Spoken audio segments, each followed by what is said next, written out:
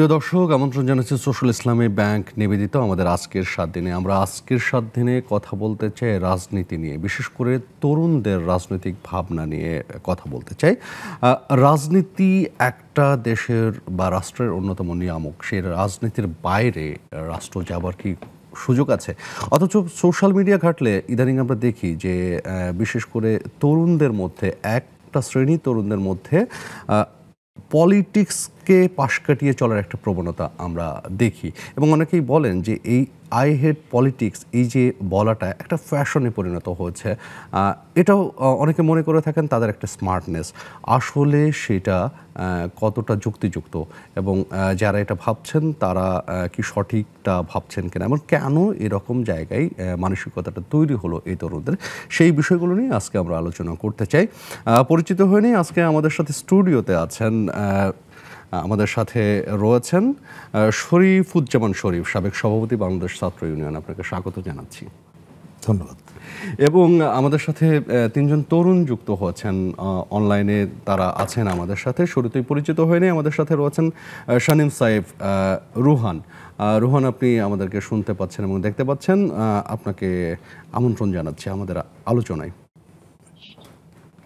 এবং তার সাথে রয়েছেন তারেক রহমান হৃদয়। হৃদয়, আপনাকেও আমন্ত্রণ। এবং রয়েছেন জান্নাত মেহবুবা, আপনাকেও আমন্ত্রণ জানাচ্ছে। আমি তরুণদের সাথে, যেহেতু আজকের অনুষ্ঠানটাই তরুণ কেন্দ্রিক, তরুণদের ভাবনা কেন্দ্রিক, আমি শুরুতেই তরুণদের মতামতটাই শুনে আসি। আমি শুরু করতে চাই জান্নাত মেহবুবা, আপনাকে দিয়ে।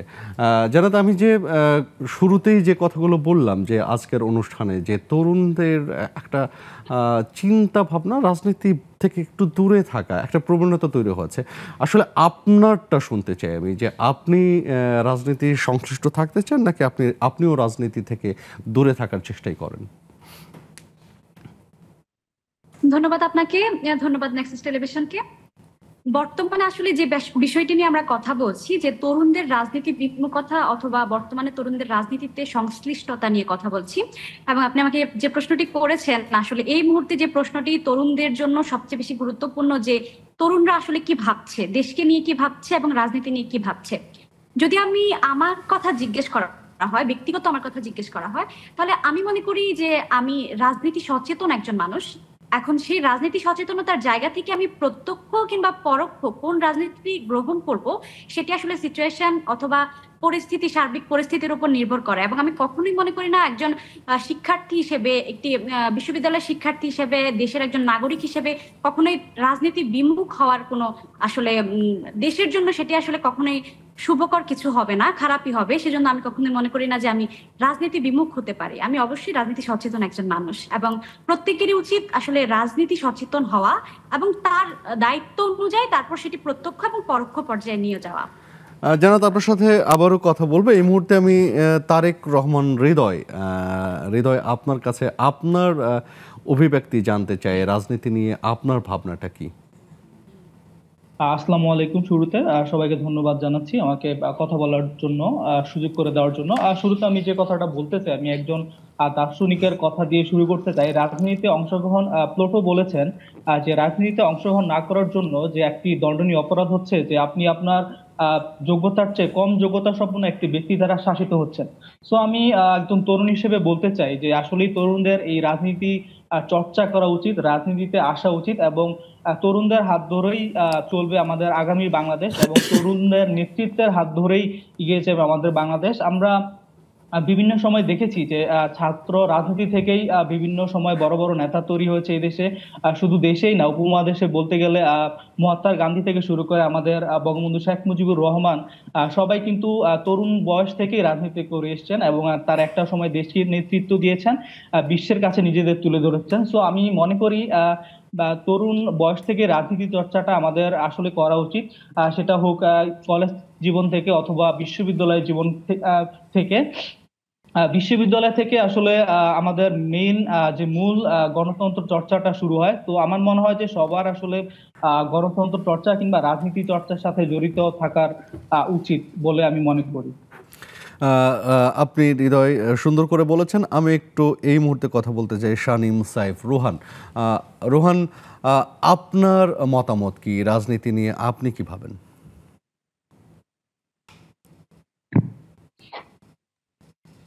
জি, ধন্যবাদ সকলকে যারা শুনছেন। রাজনীতি, রাজার নীতি, আমাদের দেশের ইতিহাস, আমরা যদি ইতিহাস চিন্তা করি, আমাদের প্রত্যেকটি ইতিহাস রচিত হয়েছে এই রাজনীতি থেকেই। এবং একটি দেশ, যে কোনো একটি দেশ পরিচালনার জন্য এই রাজনীতি ব্যতীত কোনো উপায় নেই। এবং আমরা সকলেই জানি, আমরা এই মুহূর্তে যারা শুনছেন এবং আমাদের সাথে যারা আছেন, সকলেই কোনো না কোনোভাবে কোনো না কোনো মতাদর্শকে আমরা অনুসরণ করি। আমার কাছে রাজনীতি মানে অসম্ভব সুন্দর একটি বিষয়, যেখান থেকে শেখার অনেক কিছু থাকে। এবং প্রকৃতার্থে যে রাজার নীতি, যেটি একেবারে খুব চমৎকার ভাবে একজন বলিষ্ঠ নেতৃত্ব বা একজন চমৎকার নেতার আদর্শকে তৈরি করে, একজন শীর্ষস্থানীয় মানুষ তৈরি করে, এবং একটি চমৎকার দেশ বিনির্মাণের কাজে নিয়োজিত করার জন্য অনুপ্রাণিত করে, সেই রাজনীতিকে আমি চমৎকার ভাবে ভালোবাসি। এবং তথাকথিত রাজনীতি, আমরা কোনো বিশেষ দলকে বলছি না, প্রত্যেকটি রাজনৈতিক দলে বিশেষ। তবে সেই বিশেষ দলের মধ্যে যারা অপরাজনীতি চর্চা করেন, যাদের জন্য রাজনীতি কুলুষিত হয়, এবং আমাদের মতো শিক্ষার্থীরা দিন শেষে আমরা যখন বলতে বাধ্য হই যে আমরা রাজনীতি পছন্দ করি না, ঠিক সেই মানুষগুলোকে আমি প্রচন্ড রকম অনেক ঘৃণার চোখে দেখি। রাজার নীতি শ্রদ্ধার জিনিস, রাজার নীতি প্রচন্ড রকম শেখার জিনিস, এবং দিন শেষে একটা বড় আগ্রহের জায়গা সেই প্রকৃত রাজনীতি। আমার কাছে রাজনীতির সংজ্ঞা খুব সুন্দর, আমার কাছে রাজনীতি খুব শ্রদ্ধার বিষয়। ধন্যবাদ। জি, আপনারা থাকবেন আমাদের সাথে। আমরা পুরো আলোচনাটাই আপনাদের সাথেই করতে চাই। মাঝখান থেকে শরীফুজ্জামান শরীফ ভাই, আপনার কাছে মাঝে মাঝে ওদের কথা ভেতর থেকে কথা নিয়ে আপনার সাথে আলাপ করতে চাই। যে তিনজন কিন্তু তিনভাবে ব্যাখ্যা করেছেন। একজন বলেছেন বিরাজনীতিকরণের সুযোগ নেই, একজন বলেছেন রাজনীতির বিভিন্নভাবে লেগে থাকার ব্যাপার আছে, আর একজন বলেছেন দুষ্ট রাজনীতির ক্ষত বা লেজুর ভিত্তির রাজনীতি প্রসঙ্গে এনেছেন। আমি আপনার অভিজ্ঞতা শুনতে চাই। সেই তরুণ বয়সে যখন আপনি রাজনীতির সংশ্লিষ্ট হলেন, আপনি আসলে রাজনীতির সাথে সংশ্লিষ্টতা কেন হয়েছিলেন? আপনার কোন জায়গা থেকে, মূল্যবোধের কোন জায়গা থেকে রাজনীতির সাথে সরাসরি সম্পৃক্ত হলেন? আপনাকে ধন্যবাদ। দর্শক শ্রোতাদেরকে ধন্যবাদ। আমি বিশেষভাবে ধন্যবাদ জানাই আমাদের তরুণ প্রজন্মের যে তিনজন বন্ধু আমাদের সাথে যুক্ত হয়ে তারা তাদের মূল্যবান মতামতটা ব্যক্ত করেছেন, এবং আমি খুবই সমৃদ্ধ হয়েছি এই কারণে যে তারা তাদের জায়গা থেকে কোনো রকমের ভনিতা ছাড়া খুব স্ট্রেট এবং একেবারে মনের কথাগুলো প্রভাবিত না হয়ে মনের কথাগুলো বলেছে। আপনি যে প্রশ্নটি করেছেন, আমি ছাত্র রাজনীতিতে প্রবেশ করেছি অনেক আগে, 1985 সালে। শুরুটা হলো এরকম যে আমাদের এলাকায়, আমার বাড়ি বাগেরহাটের মোরেলগঞ্জে। তো আমি যে স্কুলটাতে পড়তাম, এই স্কুলটা আমাদের ওই অঞ্চলের সব থেকে বড় একটা স্কুল। এই বছর এই স্কুলটা 100 বছরে পা দিল। তো ঐতিহ্যবাহী স্কুল, সেখানে একটা চক্ষু ক্যাম্প অনুষ্ঠিত হলো। একটা সামাজিক দায়বদ্ধতা থেকে স্থানীয় কয়েকজন মানুষ উদ্যোগটা নিয়েছিলেন, এবং ওই চক্ষু ক্যাম্পে আমরা ভলান্টিয়ার হিসাবে দায়িত্বটা শুরু করি আর কি। তো সেই কাজটি করতে গিয়ে সেখানে যারা এসেছিলেন তাদের কয়েকজনের কাছ থেকে নানা রকমের কথাবার্তাও শুনলাম। আমরা আমাদের স্বেচ্ছাসেবীর দায়িত্বটাও পালন করলাম, এবং তারা একটা পর্যায়ে যেটি বললেন যে আমাদের সমাজের মধ্যে এই ধরনের যে মানুষের বিপদে তাদের পাশে যাওয়া, তাদের পাশে দাঁড়ানো, এই বয়সটাতে আমরা স্বেচ্ছাসেবকের দায়িত্ব পালন না করে আমি বাড়ি গিয়ে ঘুমিয়েও থাকতে পারতাম। কিন্তু যেহেতু গ্রামের মানুষ, পিছিয়ে পড়া অঞ্চলের মানুষ, দরিদ্র মানুষগুলো, বয়স্ক মানুষগুলো এখানে একটা সেবা নিতে এসেছে, আমরা তাদের প্রতি একটা সংবেদনশীল জায়গা থেকে তাদের পাশে দাঁড়িয়েছি। দ্বিতীয়ত হচ্ছে যে তাদের এই যে সেবাটা দেওয়া হচ্ছে, যে সিস্টেমটা, এই সিস্টেমটা হচ্ছে কয়েকজন ব্যক্তি এখানে এই উদ্যোগটা নিয়েছেন, এবং তারা সচ্ছল বলেই এই পদক্ষেপটা নিতে পেরেছেন। যদিও এই ধরনের কাজগুলো আসলে রাষ্ট্রের পক্ষ থেকে নেওয়া উচিত। শিক্ষা, স্বাস্থ্য, এই ধরনের যে আমাদের কাজগুলো আছে, এই কাজগুলো রাষ্ট্রের পক্ষ থেকে এই দায়িত্বটা নেওয়া উচিত, এবং রাষ্ট্র কোথাও কোথাও এই দায়িত্বটি পালন করে। এবং তারা একটা পর্যায়ে আমাদেরকে যেটি বললেন যে পৃথিবীতে দুই ধরনের রাষ্ট্র আছে। একটা রাষ্ট্র হচ্ছে এই কাজগুলো করার জন্য তারা আর্থিক সুবিধা নেয়, অর্থের বিনিময়ে সাপোর্টটা দেয় এবং সেই রাষ্ট্রগুলোকে পুঁজিবাদী রাষ্ট্র বলা হয়। আরেকটা শ্রেণীর রাষ্ট্র আছে, তারা রাষ্ট্রের পক্ষ থেকে নাগরিকদের এই ধরনের যে চাহিদাগুলো, মৌলিক চাহিদা, সেগুলো নিশ্চয়তা দেয়। সেই রাষ্ট্র ব্যবস্থাটির নাম হচ্ছে সমাজতান্ত্রিক রাষ্ট্র ব্যবস্থা, এবং তখনকার সোভিয়েত ইউনিয়ন সহ পৃথিবীর বিভিন্ন দেশে এই ধরনের একটা ব্যবস্থা আছে। এবং এই যে তাদের সাথে কথা বলা, তাদের সঙ্গে এই যে ইন্টারেকশন, এর ভেতর থেকে রাজনীতির প্রতি আগ্রহটা বাড়ে এবং বামপন্থী রাজনীতির প্রতি আমার আগ্রহটা, এবং সেখান থেকেই তারপর থেকে আমি এই রাজনীতির সঙ্গে সম্পৃক্ত আছি। সেই সমাজ চেতনার যে জায়গা থেকে শুরু করেছিলেন, আর এখন অধিকাংশ তরুণ বলবো না আমি, কিছু কিছু তরুণ বলবো যারা রাজনীতি থেকে সরে থাকতে চায়, পার্থক্যটা কি দেখেন, সময়ের পার্থক্যটা কি দেখেন? প্রথমত হলো আমি ফিলোসফিতে পড়াশোনা করেছি ঢাকা বিশ্ববিদ্যালয়ের। থেলিস নামে একজন দার্শনিক ছিলেন, এবং তার একটা বিখ্যাত উক্তি আছে যে আপনি এক নদীতে দুইবার গোসল করতে পারেন না। অর্থাৎ প্রতিনিয়ত চেঞ্জ হয়, এবং চেঞ্জটা কিন্তু হচ্ছে। আমাদের প্রযুক্তিরও পরিবর্তন হচ্ছে, আমাদের বিভিন্ন ব্যবস্থার পরিবর্তন হচ্ছে, আমাদের মেন্টালিটির পরিবর্তন হচ্ছে, আমাদের সংস্কৃতির পরিবর্তন হচ্ছে, পোশাকের পরিবর্তন হচ্ছে। সুতরাং আজ থেকে 50 বছর 70 বছর আগে যেভাবে আপনি পৃথিবীটাকে দেখেছেন, যেভাবে সমাজটাকে দেখেছেন, একইভাবেই যে দেখবেন, এটা আমি সঠিক মনে করি না।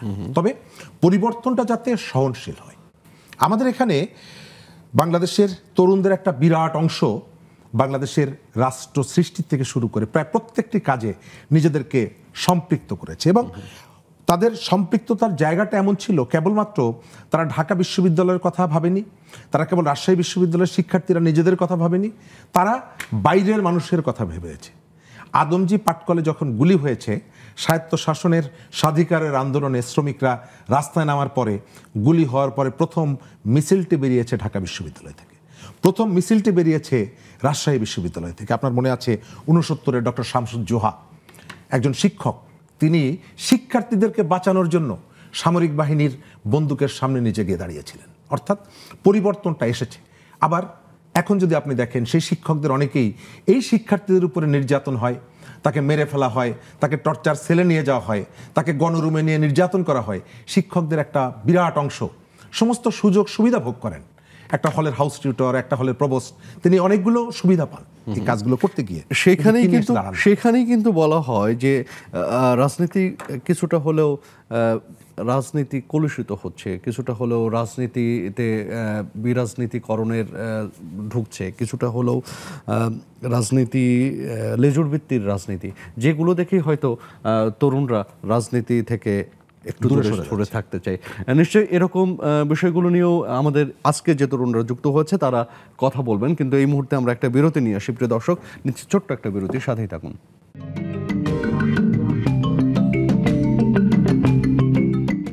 প্রিয় দর্শক, আমন্ত্রণ আরও একবার, দেখছেন নেক্সাস টেলিভিশনের 7 দিনের আয়োজন। আমরা আলোচনায় যাচ্ছি, তার আগে আমাদের সাথে নতুন অতিথি যুক্ত হয়েছেন। আমাদের সাথে যুক্ত হয়েছেন বাংলাদেশ ছাত্রলীগের সাধারণ সম্পাদক শেখ ওয়ালি আসিফ ইনান। ইনান, আপনাকে স্বাগত জানাচ্ছি। আমরা বিরতিতে যাবার আগে যে জায়গা নিয়ে কথা বলছিলাম, যে রাজনীতি সচেতনতা বা রাজনীতি বিমুখতা কি ক্ষতি করতে পারে। আপনি তো ছাত্র রাজনীতির সাথে সরাসরি জড়িত, তার মানে আপনি রাজনীতির সাথে সম্পৃক্ত। সেখান থেকে আপনি কি মনে করেন রাজনৈতিক বিমুখতা আর রাজনৈতিক সচেতনতা, এই যে দুইটার গ্যাপ, এখানে কি ধরনের ক্ষতি করতে পারে রাষ্ট্রের জন্য, আর যদি রাজনীতি সচেতন হন সেটা রাষ্ট্রকে কিভাবে উপকৃত করতে পারে? জি, ধন্যবাদ আপনাকে। খুব সুন্দর একটি বিষয় আপনি উপস্থাপন করেছেন। এটি আসলেই ভাববার বিষয়। দেখুন, ছাত্র রাজনীতি তথা ছাত্র আন্দোলনের একজন কর্মী হিসেবে আমার কাছে মনে হয় প্রত্যেক শিক্ষার্থীরই একটা রাজনৈতিক সচেতনতা থাকা উচিত। রাজনৈতিক সচেতনতা থাকা মানেই তাকে রাজনৈতিক সংগঠন করতে হবে কিংবা ছাত্র রাজনীতির সাথে যুক্ত হবে, এমনটি কিন্তু নয়। রাজনৈতিকভাবে সচেতন হওয়া মানে আমার পারিপার্শ্বিকতা, আমার দেশের মানুষ, দেশের রাজনৈতিক পরিস্থিতি, জাতীয় পরিস্থিতিগুলো, এই সবগুলো বিবেচনায় নিয়েই একটা রাজনৈতিক সচেতনতা আমরা বলে থাকি। আর রাজনীতি বিমুখতার যে বিষয়টা, দেখুন, ছাত্র রাজনীতি তো বাংলাদেশের অত্যন্ত গৌরবোজ্জ্বল কিছু অধ্যায়কে ধারণ করছে। বাংলাদেশের সেই শুরু থেকে যদি আমরা বাংলাদেশ রাষ্ট্রের পরিবর্তনগুলো আসলে ছাত্রদের দ্বারাই হয়েছে, সকল পরিবর্তন, যদি আরো মোটা দাগে বলতে যাই তাহলে সেক্ষেত্রে বাংলাদেশ ছাত্রলীগের অবদানটাকেই সবচেয়ে বেশি কাউন্ট করতে হবে। কারণ 48 সালের 4 জানুয়ারি প্রতিষ্ঠার পর থেকে জাতির পিতার নেতৃত্বে মহান ভাষা আন্দোলন থেকে শুরু করে যতগুলো আন্দোলন সংগ্রাম হচ্ছে সকল ক্ষেত্রে কিন্তু ছাত্রলীগের অপরিসীম ভূমিকা ছিল। ছাত্র রাজনীতি, ছাত্রদের রাজনীতির একটা বড় ভূমিকা রয়েছে। আমার যে প্রশ্ন, যে ছাত্র রাজনীতি বলেন আর রাজনীতি, মানে এই যে তরুণদের রাজনৈতিক বিমুখতা রাষ্ট্রের জন্য ক্ষতির কারণ কি? না, অবশ্যই তো ক্ষতিকর। একটি হিসাব যদি আপনি করে দেখেন, 71 সালের পূর্ববর্তী সময়ে স্বাধীন বাংলার জন্য, পতাকার জন্য, নিজেদের স্বাধীনতার জন্য, ভোট ভাতের অধিকার আদায়ের জন্য আমাদের যেই সংগ্রাম ছিল জাতির পিতা বঙ্গবন্ধু শেখ মুজিবুর রহমানের নেতৃত্বে, ছাত্র সমাজের যেই সংগ্রাম ছিল, উত্তাল দিনগুলো ছিল, তখনও কিন্তু আসলে সবাই ছাত্র রাজনীতি সরাসরি করতো না, কিন্তু রাজনৈতিক সচেতনতা অধিকাংশ শিক্ষার্থীর মধ্যে ছিল। এই রাজনৈতিক সচেতন বোধ চেতনা থেকেই কিন্তু তারা মুক্তিযুদ্ধের আদর্শটাকে ধারণ করতে পেরেছিল। কিন্তু খুব দুঃখের বিষয় হচ্ছে 75 পরবর্তী সময়ে এই রাষ্ট্রে যখন ঘোর অমানিসা অন্ধকারাচ্ছন্ন যুগের সূচনা ঘটে, এর সাথে সাথে কিন্তু ছাত্র রাজনীতিরও অবনমন হয়। আমরা 90-এও কিন্তু দেখেছি যে ছাত্ররা সক্রিয়। হ্যাঁ, 90 স্বৈরাচার বিরোধী যে আন্দোলন, সেখানে ছাত্ররা সক্রিয় ছিল। বিশেষত 81 সালে মাননীয় প্রধানমন্ত্রী বঙ্গবন্ধু কন্যা দেশরত্ন শেখ হাসিনার স্বদেশ প্রত্যাবর্তনের পর থেকে বাংলাদেশ ছাত্রলীগ কিন্তু তার নেতৃত্বে দেশের মানুষের ভোটের যে অধিকার, গণতান্ত্রিক যে অধিকার, সেটিকে ফিরিয়ে আনার জন্য সংগ্রাম করেছে, লড়াই করেছে।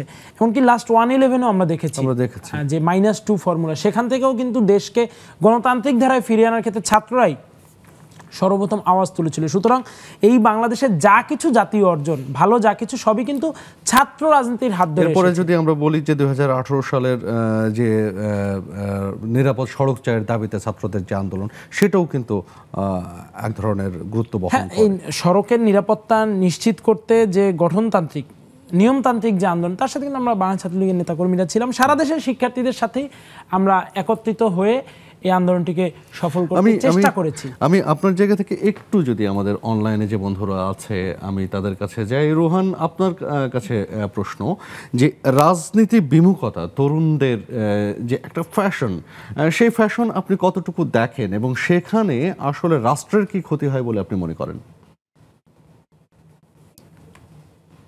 আপনাকে ধন্যবাদ। অনেক মানে আমাদের জন্য খুব আদর্শের একজন মানুষ মঞ্চে উপস্থিত হয়েছেন, আপনাকে ধন্যবাদ। আমি সাদ্দাম ভাইকে প্রচন্ড রকম ফলো করি এবং ইনান ভাইকেও ফলো করি। আমি যেটা বলতে চাই, আপনি যে প্রশ্নটি করেছিলেন, প্রথম বিষয় হচ্ছে যে আজকে থেকে 100 বছর পরের বাংলাদেশকে যদি আমরা চিন্তা করি, আমাদের মাননীয় প্রধানমন্ত্রী আমাদেরকে যে স্বপ্ন দেখাচ্ছেন স্মার্ট বাংলাদেশ, স্মার্ট বাংলাদেশটা করার দায়িত্ব একা ওনার নয়, উনি একা করতেও পারতেন না। এই দায়িত্বটা হচ্ছে সম্পূর্ণরূপে আমাদের মতো আমরা যারা এখন পর্যন্ত 30-এর নিচে বয়স, বা আমরা যারা দুর্বার গতিতে এগিয়ে যাওয়ার বয়স, আমাদেরকে এই দায়িত্বটা নিতে হবে।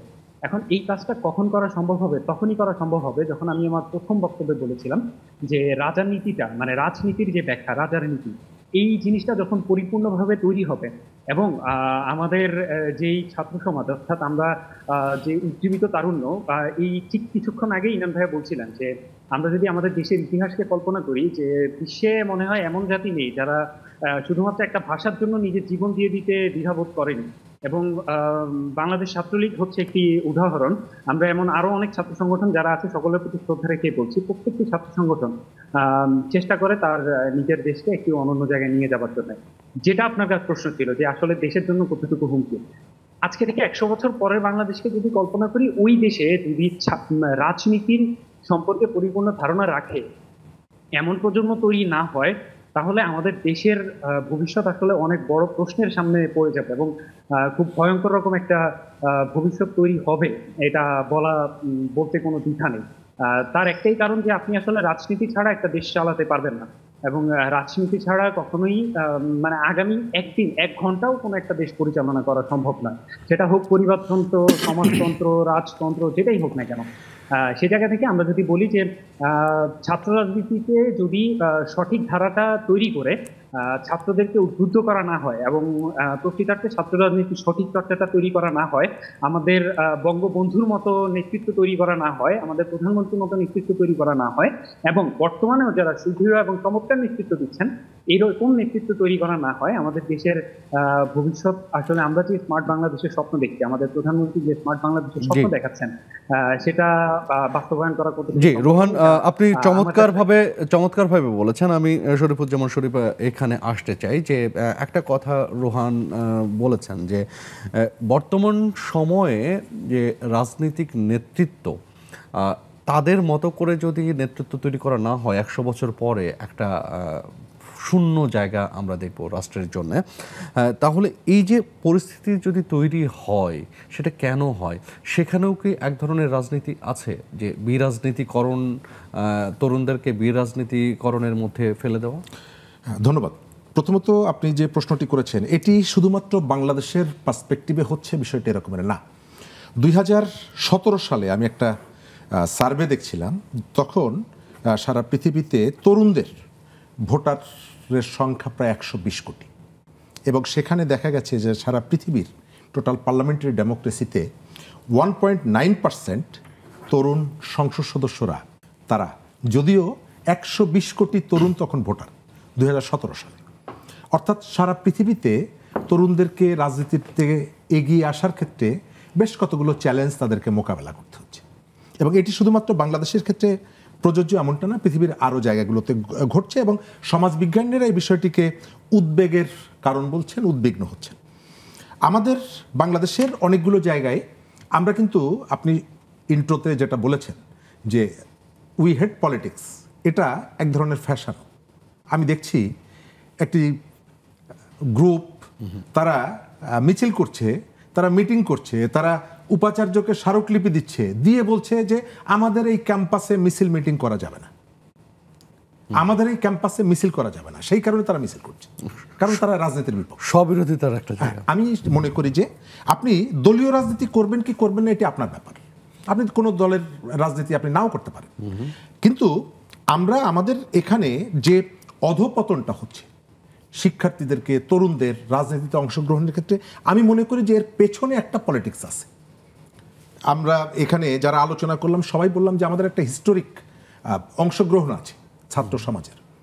বাংলাদেশের রাজনীতিতে আপনি যে খেয়াল করবেন যে আমাদের 60, 70, 80 দশকের রাজনীতি পর্যন্ত আপনি দেখবেন যে দুটো জায়গা থেকে এইখানে অংশগ্রহণটা বেড়েছে।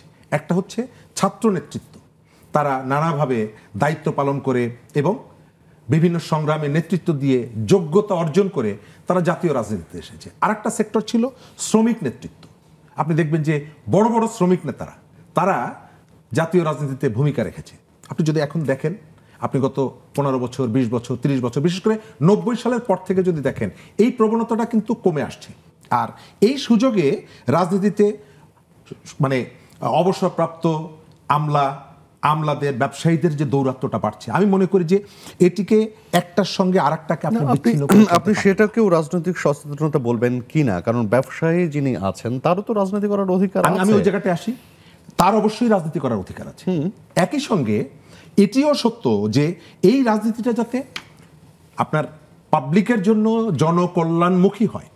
আমাদের শিক্ষার্থীদের যে হিস্ট্রি, আপনি এখানে দেখবেন যে যত ধরনের দুর্যোগগুলো যখন আসে, প্রাকৃতিক দুর্যোগ বলেন, মানবসৃষ্ট দুর্যোগ বলেন, তরুণরা কিন্তু যেভাবে এগিয়ে আসে, আপনি অন্যান্য সেকশন থেকে সেই রেসপন্সটা সেভাবে পাবেন না। তার মানে হলো যে তরুণরা এখনো সোসাইটি নিয়ে ভাবে, তরুণরা এখনো সমাজ নিয়ে ভাবে। আমাদের এখানে আমরা অনেকগুলো ঐতিহাসিক প্রেক্ষাপটে ছাত্রদের ভূমিকার কথা বলছি। আমরা আমাদের এখানে যুদ্ধ অপরাধীদের বিচারে যে চূড়ান্ত যে আন্দোলন, সেই আন্দোলনে পুরো ব্যাপারটা রিভার্স করে দিল কারা? শাহবাগে দাঁড়িয়ে এই বাংলাদেশের তরুণরা। তাদের সবাই কি রাজনীতির সাথে, সংগঠনের সাথে যুক্ত? ইভেন আমি সে কথাটাই বলতে চাই যে আমরা যদি মুক্তিযুদ্ধের কথা বলি, রাজনৈতিক ছাত্র রাজনীতির নেতৃত্বে যারা ছিলেন, রাজনীতি যারা করেছেন, তাদের পাশাপাশি আপামর ছাত্ররাও কিন্তু যুক্ত হয়েছে মুক্তিযুদ্ধে। এবং আপনি বলছিলেন যে ব্যবসায়ীরাও চলে আসছে, কিন্তু আমি কিছুদিন আগের কথাই যদি বলি যে আমাদের ক্রিকেটার মাশরাফি এবং সাকিব, তারা রাজনীতিতে যখন আসতে যাচ্ছে, এটা নিয়েও অনেক ধরনের ট্রল হয়েছে। তাদের কি রাজনীতি করার অধিকার নেই? তারা কি রাজনৈতিক সচেতন হবে না? তারাও কি দেশের জন্য কাজ করবে? বাংলাদেশের যে কোনো মানুষের 18 বছরের বয়স পার হওয়ার পরে যে কোনো মানুষ রাজনীতি করতে পারে, এবং এটি তার সাংবিধানিক অধিকার। এটি তার সাংবিধানিক অধিকার। এবং এটিকে আপনি কোনোভাবেই বন্ধ করতে পারেন না, এটিকে আপনি থামিয়ে দিতে পারেন না, আটকে দিতে পারেন না। আপনি যে আপনার সেকশন থেকে এগিয়ে আসছেন না, এর ভেতর থেকে অন্যরা আসছে, আপনি দোষ দিতে পারেন না। তবে সেই ধরনের একটা পরিবেশ আপনাকে এখানে রাখতে হবে, যে পরিবেশের ভেতর থেকে আমাদের 60-70 দশকে আমরা প্রচুর ছাত্র নেতা পেয়েছি। বাংলাদেশের ওই সময়কালে কোথা থেকে এসেছে? বিভিন্ন বিশ্ববিদ্যালয় থেকে শিক্ষার্থীদের প্রতিনিধি, ছাত্রদের প্রতিনিধি, নির্বাচিত প্রতিনিধি। সেই স্পেসটা যদি থাকতো তাহলে আমাদের রাজনীতিকে আরো সমৃদ্ধ করতে পারত। এবং আমি এখনো মনে করি যে বাংলাদেশের জাতীয় রাজনীতিতে সাবেক ছাত্রনেতা হিসাবে যারা এখন পর্যন্ত আছেন, সেটি যে দলেরই হন না কেন, আপনি দেখবেন পাবলিকের এক্সপেকটেশন তার কাছে অনেক বেশি। আমরা রাজনীতির পরিবেশ নিয়ে কথা বলতে চাই, আরেকটা বিরতি নিয়ে আসছি। প্রিয় দর্শক, নিচ্ছি একটা বিরতির সাথেই থাকুন।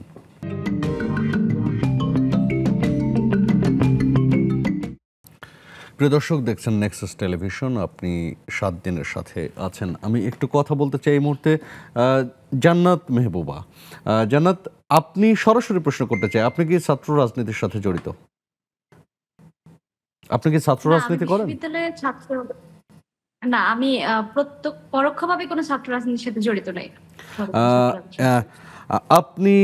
আপনি রাজনীতি নিয়ে সরাসরি রাজনীতি করেন না, কিন্তু রাজনৈতিক সিদ্ধান্তগুলোর সাথে কিভাবে নিজেকে সম্পৃক্ত করতে চান?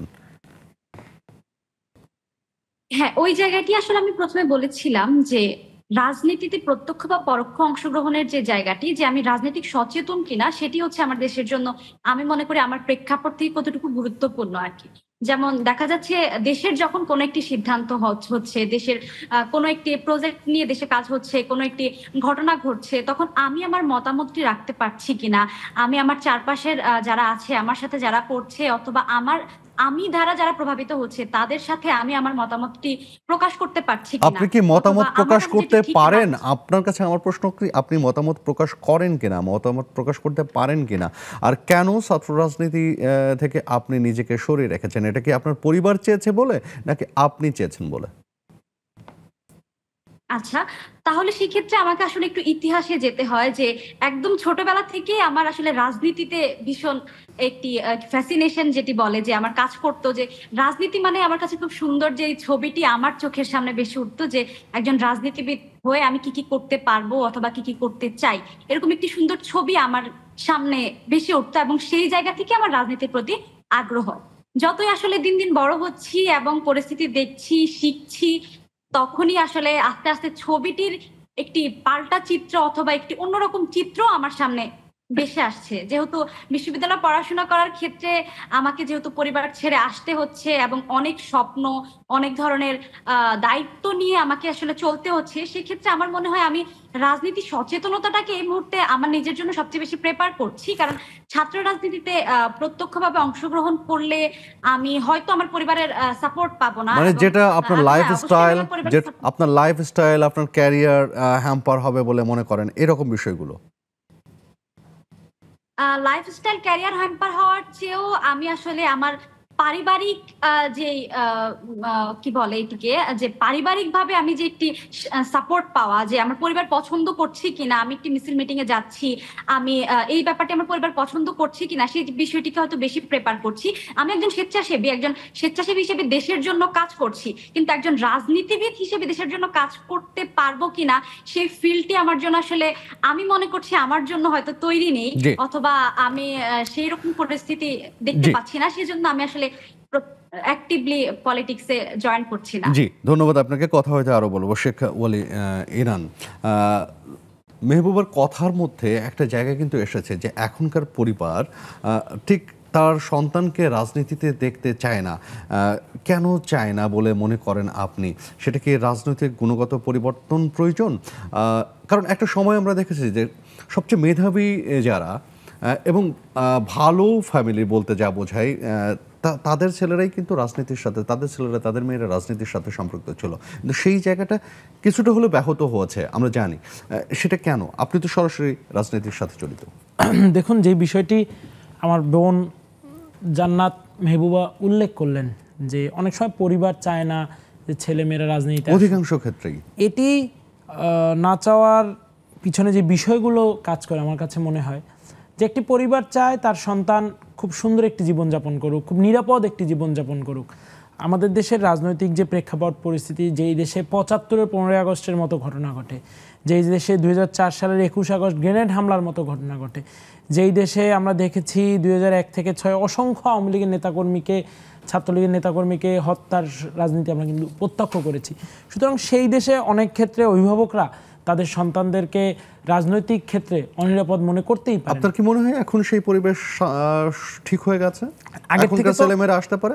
আগের থেকে তো অনেকটা ডেভেলপ করেছে এই পরিস্থিতি, নিশ্চয়ই এতে তো সন্দেহের কোনো অবকাশ নেই। পাশাপাশি দেশ এগিয়ে যাচ্ছে, দেশ আধুনিক হচ্ছে, উন্নত হচ্ছে, মানুষ উন্নত জীবনযাপনের সুযোগ পাচ্ছে। দেশের সমৃদ্ধির সাথে সাথে মানুষের জীবনের নিরাপত্তা, নিরাপদ জীবনের যে প্রতিশ্রুতি, এটি রাষ্ট্র কিন্তু এখন প্রদান করছে।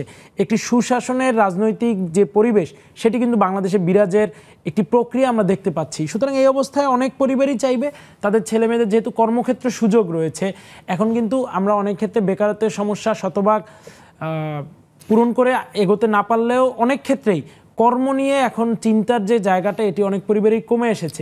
ভালোভাবে পড়াশোনা করলে, যারা সরাসরি রাজনীতি করছেন তাদেরও তো কর্ম নিয়ে চিন্তা রয়েছে।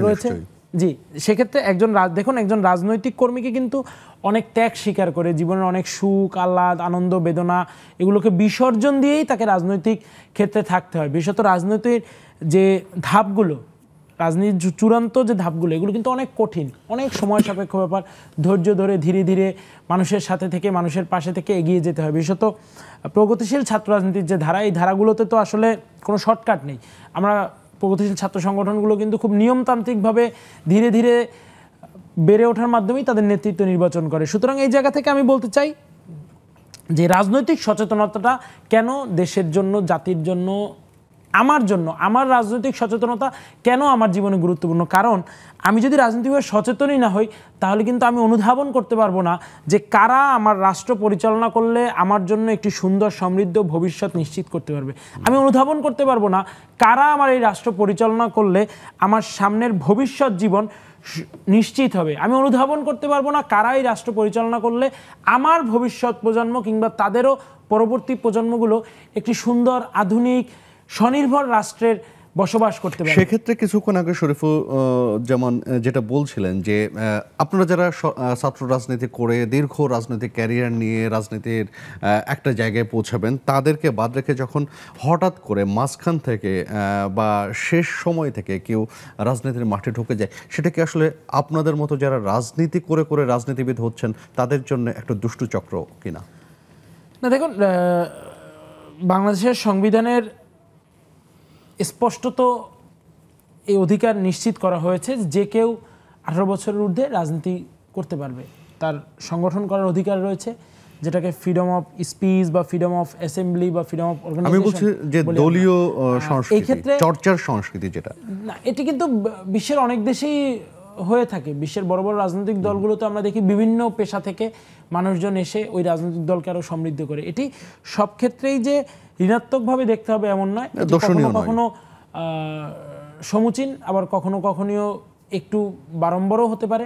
তবে এটিকে আসলে সরাসরি ঋণাত্মকভাবে দেখার মানসিকতা আমি ধারণ করছি না, পোষণ করছি না। কারণ একজন মানুষ হয়তোবা তার কর্মক্ষেত্র জীবনে চাকরিতে ছিল, চাকরি শেষ করে তার মনে হয়েছে যে এখন দেশের জন্য বা তার আদর্শের জন্য বা সে যেই চিন্তাধারাকে বহন করছে, সেই চিন্তাধারার যেই দল, ওই দলের জন্য তার কিছু, এবং একটা রাজনৈতিক সচেতনতা তার মধ্যে ছিল। আমি একটু আসতেছি শরীফ আপনার কাছে, যে একটা প্রসঙ্গ উঠে এসেছে যে বর্তমান সময়ের তরুণ প্রজন্ম বলে, বর্তমান সময়ের মানুষগুলো বলি যে অনেকটাই ক্যারিয়ার নির্ভর, যে আমি ভালো থাকবো, ভালো চলবো, ভালো জায়গায় যাব, সেটার জন্য রাজনীতি থেকে একটু বিমুখ হচ্ছে। এটাও এক ধরনের ক্যামোফ্লেজ কিনা? ধন্যবাদ। প্রথমত হচ্ছে আমি ভালো থাকবো, আমার পরিবারকে ভালো রাখবো, এই মানসিকতা অপরাধের কিছু না। তবে মানুষ মানবিক জীব হিসাবে তার কতগুলো রেসপন্সিবিলিটি আছে, তার পরিবারের প্রতি যেমন আছে, তার সোসাইটির প্রতি আছে, তার দেশের প্রতি আছে। আমরা শুধুমাত্র আত্মকেন্দ্রিক যদি হয়ে যাই তাহলে একভাবে আমরা বেড়ে উঠবো, আর আমরা যদি সমাজের প্রতি আমাদের দায়িত্বর জায়গাটা যদি আমরা পালন করতে যাই, এবং সেটি শুধুমাত্র মিছিল মিটিং করেই যে দায়িত্ব পালন করতে হবে, নট দ্যাট। এর বাইরে একজন চিকিৎসক, তিনিও সোসাইটিকে সার্ভ করছেন, একজন কৃষক, তিনিও সোসাইটিকে সার্ভ করছেন। তবে রাজনীতি যেহেতু রাষ্ট্র এবং সমাজ ব্যবস্থাকে পরিচালিত করে, পলিসি মেক করা হয় এই জায়গা থেকে, সুতরাং এখানে যত ভালো মানুষ সম্পৃক্ত হবে, আদর্শবান মানুষ যত সম্পৃক্ত হবে, তত ফিডব্যাকটা আপনি ভালো পাবেন। আমরা যে পানি পান করি, এই পানিটা যদি নিয়মিত যে বিশুদ্ধ পানি পান করে, তার শরীরের ফিটনেসটা একরকম, আর মাঝে মধ্যে রাষ্ট্রের যে কোনো গুরুত্বপূর্ণ জায়গায় পরিবর্তনের সিদ্ধান্ত রাজনীতিবিদদের থেকে আসা উচিত, সেখানে ভালো রাজনীতিবিদ। এই যে তরুণ যারা, তারা তো একটা সময় গিয়ে এই রাষ্ট্রের কার্যক্রমের মধ্যেই যুক্ত হচ্ছে, পরীক্ষা দিচ্ছে, সে সরকারি চাকরি নিচ্ছে। সরকারি চাকরি নিলেই আপনি কিন্তু ওই পাবলিকের জন্য পাবলিক সার্ভেন্ট হিসাবে আপনার কতগুলো দায়িত্ব এসে পড়ছে। সুতরাং আপনার এক্সপেরিয়েন্সের যে জায়গাটা, সেই জায়গাটা যদি আপনি ঋদ্ধ থাকে, সমৃদ্ধ থাকে, তাহলে আপনি আরো বেশি সার্ভটা করতে পারছেন পাবলিককে। সুতরাং আমি মনে করি যে রাজনীতিতে সচেতনতা খুবই গুরুত্বপূর্ণ। আপনি রাজনীতি দলের সাথে যুক্ত হয়ে করতে হবে এমনটা না, কিন্তু আপনি রাজনৈতিকভাবে সচেতন, মানে যার যার জায়গা থেকে রাজনৈতিক সচেতন হওয়াটা জরুরি। আমরা আরেকটা বিরতি নিয়ে আসতে হচ্ছে। প্রিয় দর্শক, নিচ্ছি আরো একটা বিরতির, সাথেই থাকুন।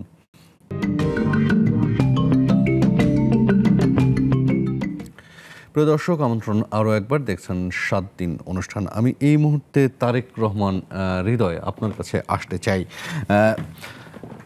জান্নাত মেহবুবার কথা থেকে একটা বিষয় চলে আসছে যে রাজনৈতিক পরিস্থিতি বা এখন যে রাজনৈতিক চিত্র দেখি বা অপরাজনীতির যেসব কথা শুনি, সেখান থেকে তরুণ প্রজন্ম এবং তরুণ প্রজন্মের যারা অভিভাবক পরিবার, তারাও রাজনীতি থেকে একটু দূরেই রাখতে চান সন্তানদের। কিন্তু বাস্তবতা কি এটা নয় যে আমরা যদি আমাদের অধিকার আমরা সচেতন না হই, তাহলে কেউ এসে আমাদের অধিকার দিয়ে যাবে না? আপনার কি মনে হয়? হ্যাঁ, আমিও তাই মনে করি। আমার মনে হয় যে তরুণদের আসলে রাজনীতিতে খুব ভালোভাবে এগিয়ে আসা উচিত। কারণ আপনি যদি বলিষ্ঠ নেতৃত্ব দান করতে চান, ভবিষ্যতে দেশকে এগিয়ে নিতে চান, তাহলে রাজনীতির বিকল্প আসলে কিছু নেই। রাজনীতির উপর ভর করে কিন্তু দেশ চলছে। রাজনীতির যেই মাধ্যমগুলো আছে, রাজনীতির যেই কৌশলগুলো আছে, সেভাবেই কিন্তু দেশ পরিচালনা হচ্ছে। আগামীর ভবিষ্যৎ কিন্তু আমাদের এই তরুণদের হাতে। সো রাজনীতি বা আপনার যেটাই বলি, সেই ক্ষেত্রে কিন্তু বলতে চাই যে আমাদের পরিবার কিংবা যে সমাজ ব্যবস্থা আছে, তারা যদি আমাদেরকে সুশৃঙ্খল ভাবে রাজনীতি আসতে বাধা দান করে, কিংবা আমাদেরকে যদি প্রতিজ্ঞাবদ্ধ করতে না চায় রাজনীতি আসার জন্য, আমাদের নিজেদেরই এগিয়ে আসতে হবে। কারণ সমাজ কিংবা পরিবার আপনাকে শিখিয়ে দিবেন আপনি কিভাবে রাজনীতি করবেন, কিংবা ভবিষ্যতে কিভাবে দেশকে পরিচালনা করবেন। জি, ধন্যবাদ আপনাকে। শরীফুজ্জামান শরীফ, যেই কথাটি আমরা বলছিলাম যে আমাদের রাজনীতির চরিত্রটা কি একটু হলেও পাল্টাচ্ছে মনে হয় আপনার কাছে? হ্যাঁ, আমাদের ওই যে আমি যেটা বললাম যে আপনার ট্র্যাডিশন তো আর সবসময় একই রকমের থাকে না, পরিবর্তন হয়। এবং রাজনীতির জায়গাটা আমি যেটুকু মনে করি, তরুণদের মধ্যে আমি সমস্ত ঘটনার জন্য তরুণদেরকে দোষ দিব না। তরুণরা যে নিজেদেরকে সরিয়ে রাখছে, আজ থেকে বছর দুয়েক আগে প্রথম আলোর একটা জরিপের কথা আপনার মনে আছে, প্রায় 52% তরুণ সম্ভবত এসেছিল যে তারা মনে করে তাদের রাজনীতি থেকে দূরে থাকা দরকার।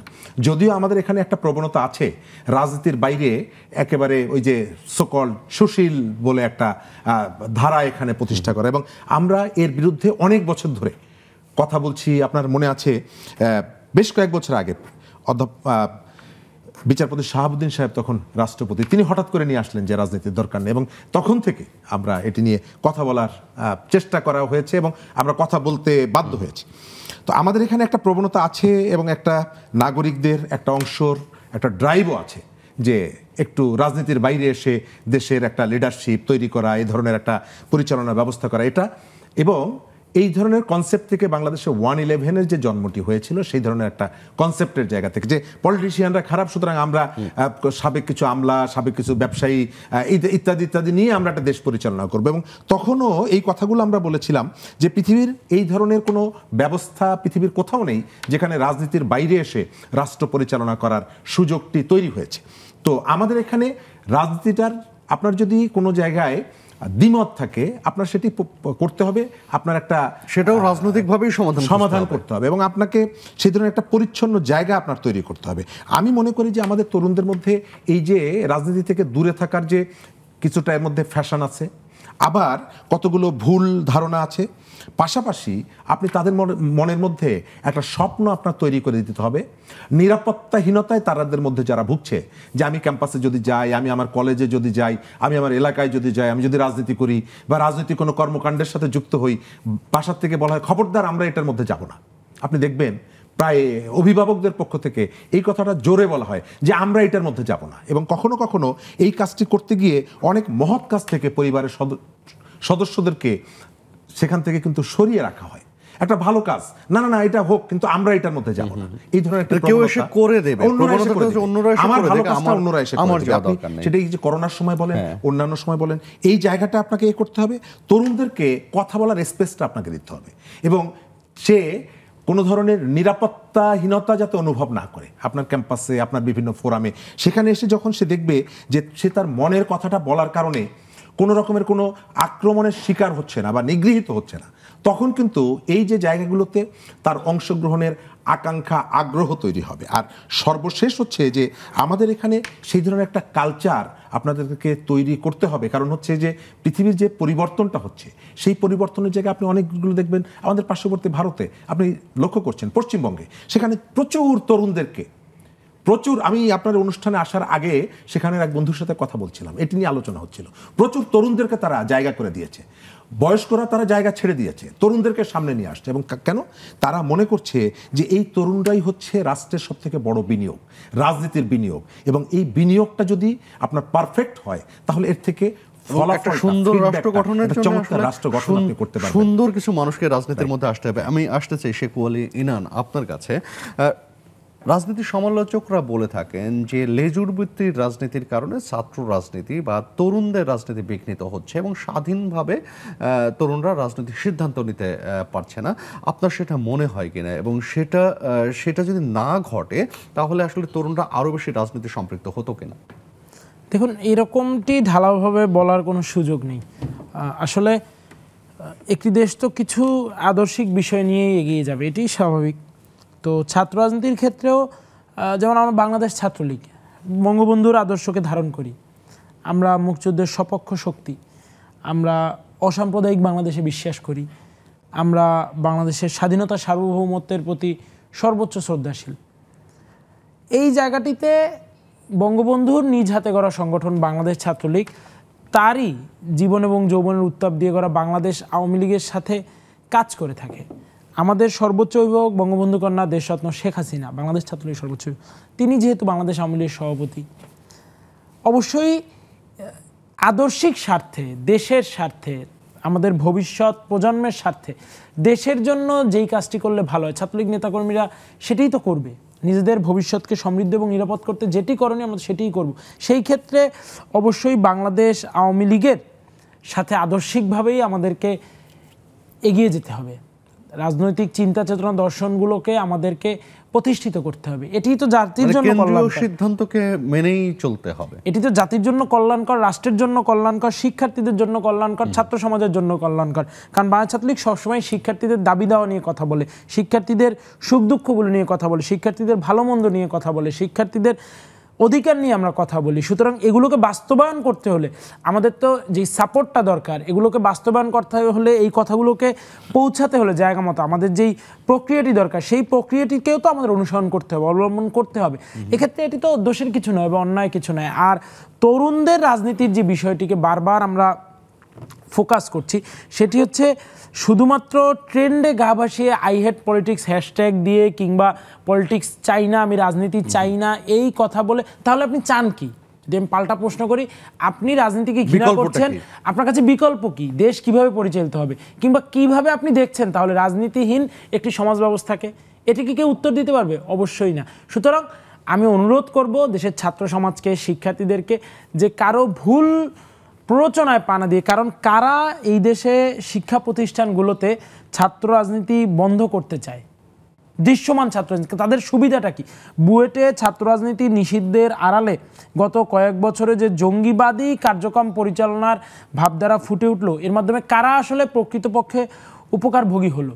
এগুলো কিন্তু আমাদের খতিয়ে দেখতে হবে, এগুলোকে ভাবতে হবে, কারণ এগুলো যদি আমরা এখনই না ভাবি তাহলে আমাদের ভবিষ্যৎ কিন্তু অন্ধকার অমানিসায় পতিত হবে। সুতরাং আমি আহ্বান জানাবো তরুণদেরকেই ভাবতে হবে এই বিষয়গুলো নিয়ে ভাবতে হবে আমাদেরকে, তরুণ প্রজন্মকে, শিক্ষার্থীদেরকে, সাধারণ ছাত্রছাত্রী যারা আছি ভাই বোনেরা আমরাই ভাববো এবং আমাদের রাজনীতি তো আমরাই করব। ছাত্র রাজনীতি তো আর বুড়োরা এসে করবে না, ছাত্র রাজনীতি তো তরুণরাই করবে, ছাত্ররাই করবে। সুতরাং আসুন না আমরাই আমাদের ছাত্র রাজনীতির মডেল একটি পথ তৈরি করি। বাংলাদেশের ছাত্র রাজনীতি এমন স্ট্যান্ডার্ড হোক যেটি গ্লোবালি অনুসরণীয় হবে, অনুকরণীয়, এটি একটি এক্সাম্পল হোক। আপনি একজন তরুণ রাজনীতিক হিসেবে দারুণ উদ্যত একটা আহ্বান দিয়েই শেষ করেছেন। আমরাও অনুষ্ঠান শেষ করতে চাই, সময় থাকলে আরো হয়তো কথা বলা যেত। আমাদের অনলাইনে যারা বন্ধুরা আছেন তাদেরকেও ধন্যবাদ জানাচ্ছি এবং আপনাদের দুজনকেও ধন্যবাদ জানাচ্ছি আয়োজনে আসবার জন্য।